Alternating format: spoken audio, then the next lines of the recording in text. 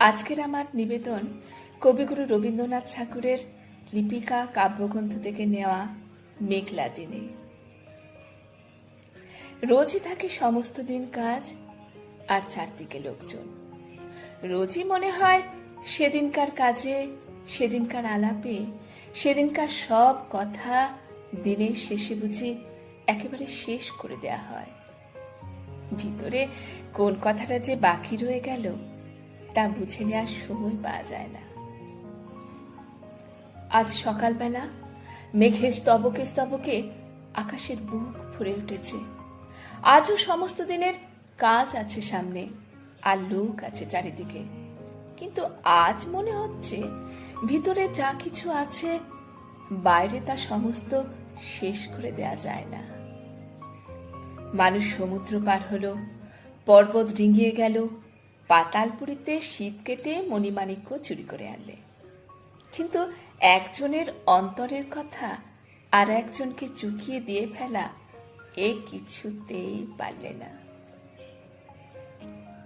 আজ মেঘলা দিনের সকালে সে আমার বন্দি কথাটায় মনের মধ্যে পাখা ঝাপটে মরছে। ভিতরের মানুষ বলছে, আমার চিরদিনের সেই আর একজনটি কোথায়, যে আমার হৃদয়ে শ্রাবণ মেঘকে ফতুর করে তার সকল বৃষ্টি কেড়ে নেবে। আজ মেঘলা দিনের সকালে শুনতে পাচ্ছি সে ভিতরের কথাটি কেবল বন্ধ দরজায় শিকল নাড়ছে।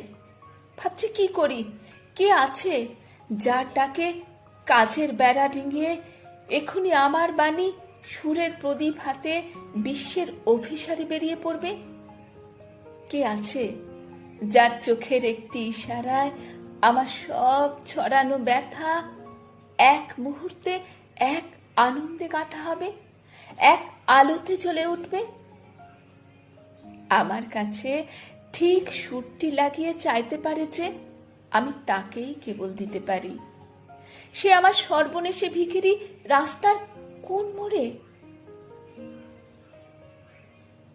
আমার ভিতর মহলে ব্যথা আজ গেরুয়া বর্ষণ পড়েছে। পথে বাহির হতে চায়, সকল কাজের বাহিরের পথে, যে পথ একটি মাত্র সরল তারের একতারার মতো কোন মনের মানুষের চলায় চলায় বাজছে।